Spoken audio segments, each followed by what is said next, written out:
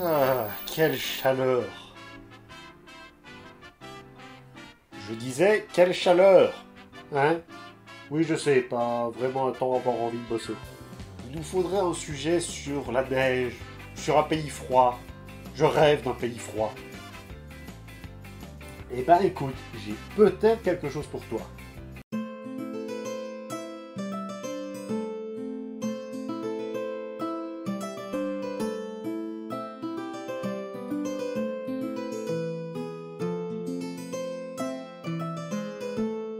Salut à tous, est-ce que vous connaissez la Garde hivernale? L'équipe de Marvel créée par Kurt Busiek et Sean Shen. Enfin, c'est un peu plus compliqué que ça, vu que c'est une équipe de super-héros dont les membres en plus ont changé au cours de l'histoire, mais c'est ces deux-là qui ont décidé de les mettre en équipe. Cette équipe de Marvel a vu le jour en 98, et elle est la réponse soviétique aux Avengers, ce qui place la barre assez haut.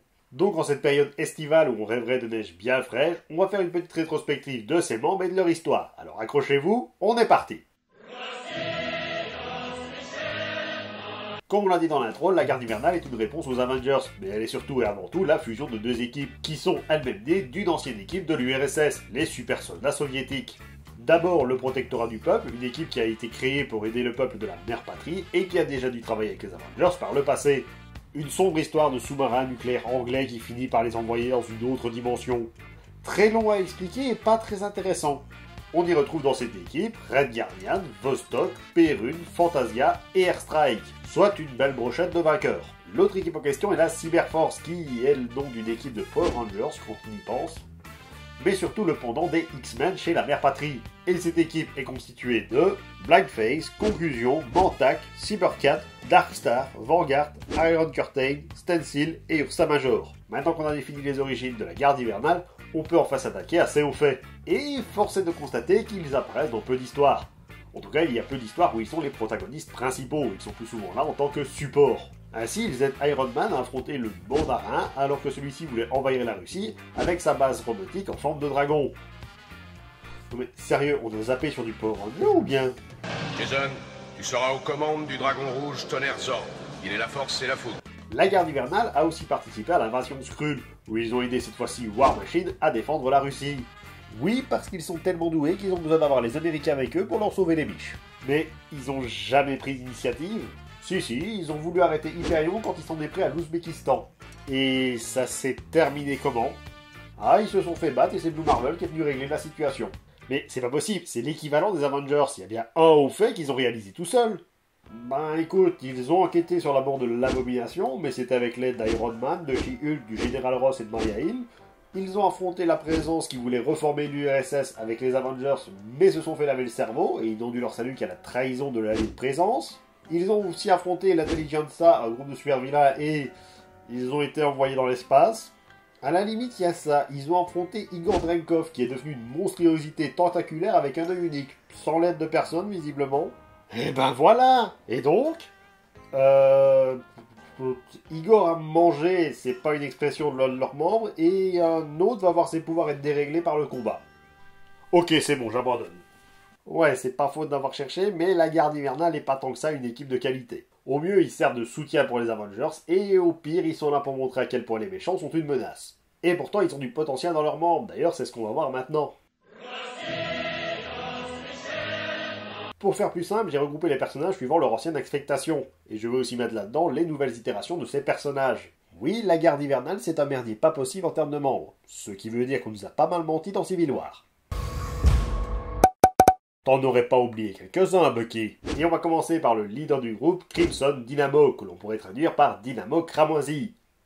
Note à moi-même, ne jamais traduire les noms. Crimson Dynamo, donc de son vrai nom Dimitri Bukharin. Et si vous vous dites qu'on ne l'a pas cité dans la première partie, c'est parce qu'avant il était connu sous le nom de Airstrike. Avec son armure, armée de missiles, de rayons plasma et qui lui donne une force surhumaine, oui, il est le pendant d'Iron Man du côté soviétique. Du coup, on va le renommer Iron Soviet. Tonislav?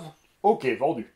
Tonislav! Dimitri est un ancien membre du KGB durant l'URSS, et c'est à peu près tout ce qu'on sait de lui sur son passé. Deal with it. Et pour les deux autres Crimson Dynamo, nous avons Boris Vadim, qui est plus un porte-nom qu'autre chose, puisqu'il a autant de backstory que de cohérence dans le lore d'Assassin's Creed dans les 3 derniers jeux. Faudrait vraiment qu'un jour on en parle. J'y travaille. Son seul fait, notable, c'est de s'être fait bouffer par Igor Drenkov. Ah non, mais l'équipe est déjà pas jouasse, vous attendez pas à ce que les membres remontent le niveau. Et donc, dernière itération de ce personnage, Galina Nemirovski. Je savais que cette vidéo allait être chiante pour les patronymes, et encore plus d'utilité pour ce personnage, puisqu'elle a participé au programme d'entraînement Dynamo, est sortie majeure de sa promotion, est devenue Crimson Dynamo, et s'est fait virer pour insubordination. Avant de se faire engager par le mandarin et de prendre l'alias d'Ultra Dynamo. Par contre, des trois, c'est clairement elle qui a eu l'armure la plus classe. L'autre membre important de la garde hivernale est sans doute le plus connu, Red Guardian ou Gardien Rouge en français. Le Red Guardian a un costume rouge avec une belle étoile blanche sur le torse, ainsi qu'un bouclier avec là aussi une étoile, ce qui lui a valu de ma part le doux surnom de Captain Communiste. Captain Communiste! Et c'est encore plus le bordel puisque le premier Red Guardian n'est pas un Red Guardian. Alors c'est un peu plus compliqué que ça. Il était Red Guardian quand il était au Protectorat, et il a pris le nom de Steel Guardian quand il est rentré dans la garde hivernale. Et puis toutes les autres itérations ont quand même repris le nom de Red Guardian. Joseph Petkus est un ancien espion qui a rejoint à peu près toutes les équipes qui ont existé dans le pays, avant de mourir lamentablement dans les limbes. Je me demande de plus en plus s'il y en a un qui va sortir du lot au final. Et au passage, Joseph, c'est lui. Et maintenant que j'y pense, même dans le film, ils ont une mort ridicule. Si ça peut vous rassurer, je les ai tués dans leur sommeil. Krasno Gravinsky, qui est devenu Red Guardian lorsque Joseph est devenu Steel Guardian. Voilà, il a existé. Quoi, c'est tout? Même pas une petite anecdote sur le perso? Il s'est fait capturer par Alexander Lukin qui l'a tué. Ah non, mais une déception de bout en bout. Anton, qui fort heureusement pour moi n'a pas de nom de famille et qui a la particularité de s'appeler Red Guardian avec un costume noir. Son autre particularité, c'est d'être un life model decoy, soit dans le monde de Marvel, un robot humanoïde plus vrai que nature. Et il va finir décapité. Et enfin, Nikolai Krylenko, c'est toujours la merde au niveau des noms de famille, qui est le fils de Présence mentionné un peu plus tôt. Il est recueilli avec sa sœur pour devenir des soldats avant que ses pouvoirs ne se développent et qu'ils se retrouvent obligés d'affronter leur père. Non mais, s'ils font même plus d'efforts en plus... Tôt ou tard, nous aurons affaire aux jumeaux. Et s'il commence comme Vanguard, il récupère le bouclier à la mort de Joseph. Et miracle, il est toujours vivant. Et du coup, Alexis Shostakov, celui qui va apparaître dans Black Widow, il arrive quand? Ah non, mais il y a encore 4 autres Red Guardians qui n'ont jamais fait partie de la garde hivernale. J'avais dit que c'était un bordel. Troisième membre dont on va parler, Perune. Et je suis obligé de dire à qui il fait penser. Torsky, on valide. Torsky. Vous savez, je peux pas m'empêcher d'imaginer les réunions chez Marvel. Bon, donc pour la garde hivernale, vous avez des idées pour les membres de l'équipe? Oui, donc j'ai imaginé un type en armure, un avec un bouclier et un dieu slave. Je vous sens pas emballé. Donc Perune, le dieu slave des tempêtes, du tonnerre et de la foudre. Et tout ce qu'on peut dire pour lui, c'est qu'il est définitivement un Taurus. Je veux dire, il a littéralement été engagé pour être l'élément divin de l'équipe. C'est tout ce qu'on peut dire dessus. Et on passe à Vostok, donc voici une image que je vais laisser 10 secondes pour vous laisser imaginer de qui il est inspiré, tout en continuant de manger ma glace.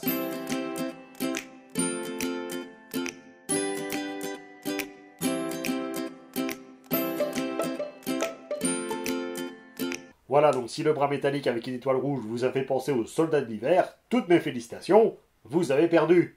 Parce que Vostok est un synthézoïde, comme Vision. Visiovet.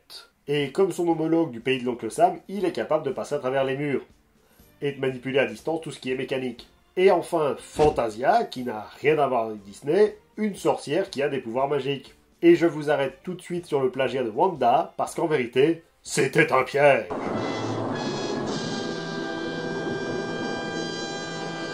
À la mort d'un des membres de la garde hivernale, certains d'entre eux ont décidé de faire leur groupe de leur côté. Vanguard, Steel Guardian, Perune, Vostok, Fantasia et 2 autres membres dont on n'a pas encore parlé ont ainsi fondé le Protectorat, qui n'a rien à voir avec celui d'avant. Ici, c'est un groupe qui est contre les décisions du gouvernement. Tiens, c'est bizarre, ça me rappelle quelque chose.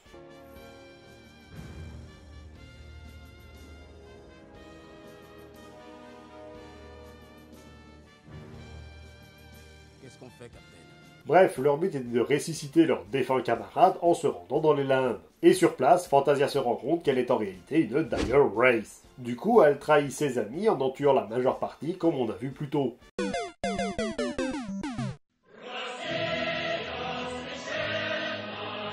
Et on va passer à la Cyberforce, l'autre équipe à la base de la garde hivernale. Et on va commencer tout de suite par Lena Petrovna, alias Darkstar. Déjà, c'est la sœur de Nikolai Krylenko, et elle est capable de contrôler la Dark Force. Alors, la Dark Force, c'est l'énergie provenant d'une autre dimension. Vous n'avez pas vraiment besoin d'en savoir plus pour le moment. Donc elle peut créer des objets, se téléporter ou encore voler en utilisant cette Dark Force. Et bien évidemment, elle est morte, tuée par Fantomex. Oui, c'est bien moi. Fantomas. Non, ça c'est Fantomas. C'est que le danger l'appelle, elle cascade et elle taille. F comme Fantomette. Non, ça c'est Fantomette, pas Fantomex. Et c'est à sa mort que son frère va se rendre dans les limbes avec une partie de l'équipe qui va se faire tuer par les Dire Wraiths. Mais au moins elle va ressusciter. Youpi. Et quand elle n'est pas du côté des vivants, elle est remplacée par Sacha Rorich. Laisse-moi deviner qui va finir tué, bouffé par une Wraith. Exactement, on peut aussi la barrer de la liste.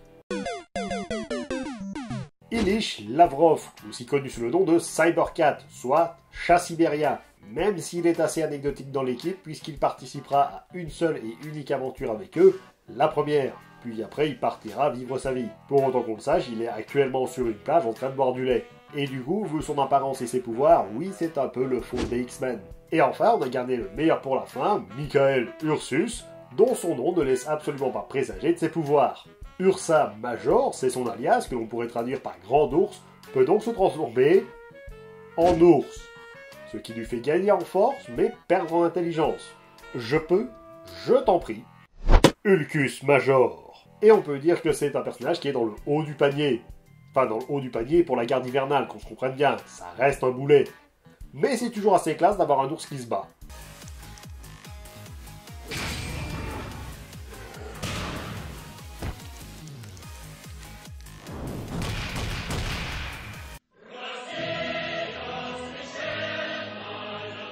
Petit passage rapide sur les membres qui les ont rejoints à une époque, mais qui ne faisaient pas partie d'une des précédentes équipes. Et on commence direct avec Loki, Chernobog. Il est la divinité slave du chaos, et il entretient avec Perune une relation d'amour-haine. Un peu comme les deux autres dieux nordiques. Ça ne te ressemble pas du tout, mon frère. Cette clandestinité. Es-tu sûr que tu ne préférais pas te servir de tes points? Si tu ne te tais pas, je finirai par le faire. Bien, comme tu veux. Je ne suis même pas ici. Il ne rejoint que très sporadiquement l'équipe, de par son côté, pas être le gentil de l'histoire, pas comme Hilarion Ramkov, Power Surge, parce que un plagiat d'Iron Man, c'était pas assez. Et vu qu'il a gagné ses pouvoirs grâce à des radiations qui lui ont donné une super force, c'est aussi un autre plagiat de Hulk. Radiations qui provenaient bien évidemment de Tchernobyl. Il manquerait plus qu'on lui fasse barre de la vodka. Fort heureusement, c'est un aspect qu'ils ont juste laissé à Ursa Major. Ah oui, et j'allais oublier, lui aussi il se fait tuer. Et finalement, la dernière acquisition, Red Widow. Et si vous connaissez Black Widow, j'ai rien à dire de plus. Elle a subi le même entraînement, a les mêmes capacités, et est aussi une espionne au sein de l'équipe. Voilà ce qui compose cette équipe, un peu chaotique, je le reconnais. Mais j'espère que cette vidéo vous aura donné envie de voir un film sur eux. Encore que, si on reste dans le thème du plagiat, il reste la version russe du MCU. Classe. Je vous remercie d'avoir regardé cette vidéo et j'espère qu'elle vous a plu. N'hésitez pas à liker, commenter, partager, à vous abonner pour ne rater aucune des prochaines vidéos. Moi je vous dis à très vite, c'était le Green Tweaker pour vous servir.